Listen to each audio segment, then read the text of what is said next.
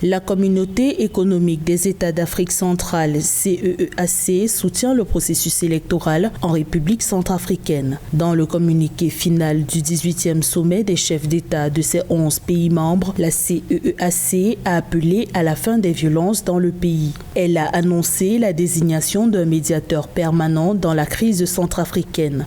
Une personnalité issue de la région de l'Afrique centrale suscitera la confiance du personnel politique centrafricain. Il sera d'abord plus facile puisque connaissant et les dossiers et les différents protagonistes, il sera à même d'utiliser un langage pouvant permettre aux différentes parties d'harmoniser leurs vues.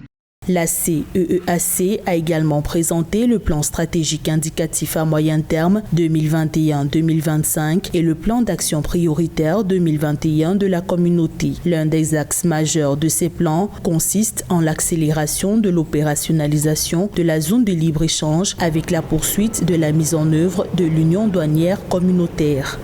Mettre en place des politiques afin de mieux contrôler cette union douanière, notamment au niveau des frontières. Cela va être une chose bénéfique pour les pays de la région. Ça va permettre d'intensifier les échanges dans les différentes régions et surtout de favoriser une croissance.